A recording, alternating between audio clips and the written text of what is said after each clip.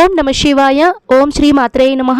అందరికీ నమస్కారం అండి. ఈ రోజు వీడియోలో మనకి 2025 సంవత్సరంలో కార్తీక మాసంలో వచ్చేటువంటి ముఖ్యమైనటువంటి పండుగ కార్తీక పౌర్ణమి ఎప్పుడు వచ్చింది, పౌర్ణమి తిథి వివరాలు, ఈ రోజున ప్రత్యేకంగా మనము 365 వతుల దీపారాధన, జ్వాలాతోర దర్శనం, వెన్నెల పారాయణం, సత్యనారాయణ స్వామి వ్రతం, దాత్రి పూజ, నోములు, దీపదానం ఇవన్నీ కూడా ఎప్పుడు చేయాలి అన్నీ కూడా క్లియర్గా నేను ఈరోజు వీడియోలో తెలియజేస్తున్నాను. వీడియోని మాత్రం స్కిప్ చేయకుండా చూడండి. ఎంతో పవిత్రమైనటువంటి కార్తీక మాసంలో కార్తీక పౌర్ణమికి చాలా విశేషత అయితే ఉందండి. ఈరోజు చాలా ప్రత్యేకతలు అయితే ఉన్నాయండి. సంవత్సరం మొత్తం మనం దీపారాధన చేసే ఫలితం అనేది ఈ కార్తీక పౌర్ణమి రోజున 365 వత్తుల దీపం అనేది వెలిగిస్తే వస్తుందండి.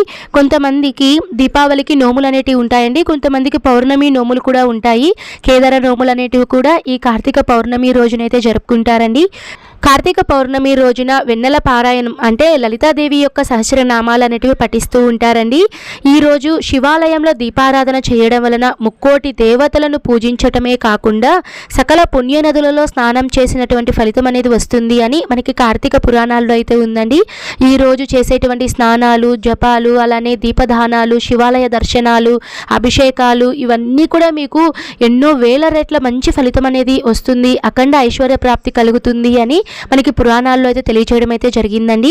ఇంతటి విశేషమైనటువంటి కార్తీక పౌర్ణమి పండుగ ముందుగా మనకి 2025 సంవత్సరంలో ఎప్పుడు వచ్చిందో తెలుసుకుందామండి.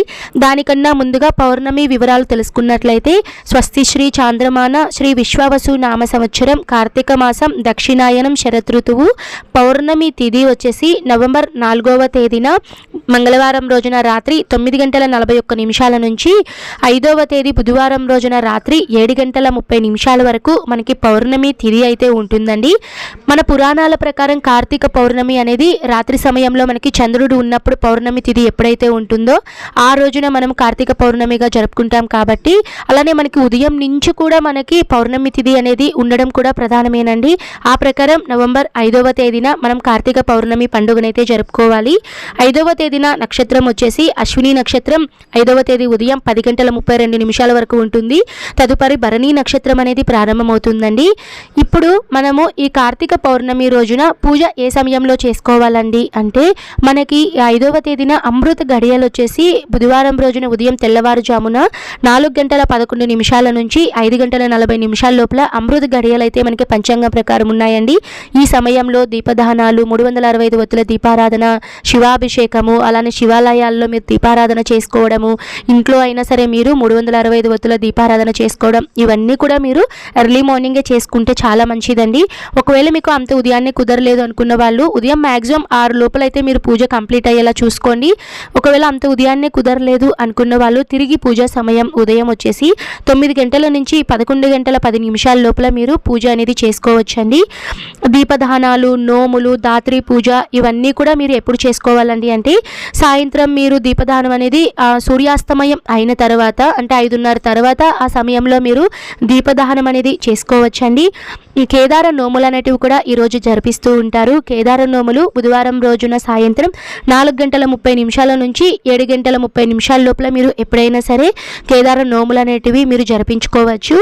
వెన్నెల పారాయణం అనేది మీరు రాత్రి 7 గంటల తర్వాత మీరు పారాయణం అనేది చేసుకోవచ్చండి. ముఖ్యంగా లలిత అమ్మవారికి క్షీరదీపం అనేది వెలిగించి లలిత సహస్రనామాలు అనేటివి కూడా పఠిస్తూ ఉంటారు. ఈరోజు మనం సత్యనారాయణ స్వామి వ్రతం చేయాలి అనుకున్న వాళ్ళు 5వ తేదీన ఉదయం మీరు సత్యనారాయణ స్వామి వ్రతం అనేది చేసుకోవచ్చండి. దాత్రి పూజ విషయానికి వస్తే మీరు ఉదయం అన్నా చేసుకోవచ్చు, లేదు అనుకుంటే సాయంత్రం అన్నా సరే మీరు ప్రదోష సమయంలో పౌర్ణమి గడియలు ఉన్న సమయంలో దాత్రి పూజ అంటే ఉసిరి చెట్టు దగ్గర పూజ అనేది చేసుకుంటూ కూడా మీకు చాలా మంచిదండి. ఇంకా ఈ రోజున దీపదానాలు కూడా సాయంత్రం చేసుకోవాలండి. 365 వత్తుల దీపం కూడా ఎప్పుడైతే పౌర్ణమి గడియలు ఉంటాయో సూర్యాస్తమయం తర్వాత నుంచి మీరు ఎప్పుడైనా సరే 365 వత్తుల దీపారాధన అనేది శివాలయంలో అయినా వెలిగించవచ్చండి. ఒకవేళ మీకు గుడి దగ్గర లేదు అనుకున్న వాళ్ళు ఇంట్లోనే మీరు తులసికోట దగ్గర కానివ్వండి లేదా ఉసిరి చెట్టు దగ్గర కానివ్వండి మీరు 365 వత్తుల దీపారాధన చేస్తే చాలా మంచిదండి. మీకు 365 వత్తుల దీపారాధన ఎటువంటి ఎటువంటి నియమాలతో పాటిస్తూ వెలిగించాలి, అలానే కార్తీక పౌర్ణమి పూజా విధానం ఇవన్నీ కూడా నేను మీకు తర్వాత వీడియోలో అయితే అందిస్తానండి. ఇంకొక ముఖ్య విషయం అండి, ఈ రోజున జ్వాలా తోరణం అనేది ఖచ్చితంగా ప్రతి దేవాలయాలలో కూడా జ్వాలా తోరణం అనేది వెలిగిస్తూ ఉంటారండి. ఈ దర్శనం అనేది చేసుకున్న జ్వాలా తోరణం కింద 3 సార్లు దాటినా కూడా వాళ్ళకి పునర్జన్మ ఉండదు, శివయ్య బ్లెస్సింగ్స్ అనేటివి వాళ్ళకి ఎప్పుడూ కూడా ఉంటాయి అని మన పురాణాలు అయితే తెలుపబడిందండి.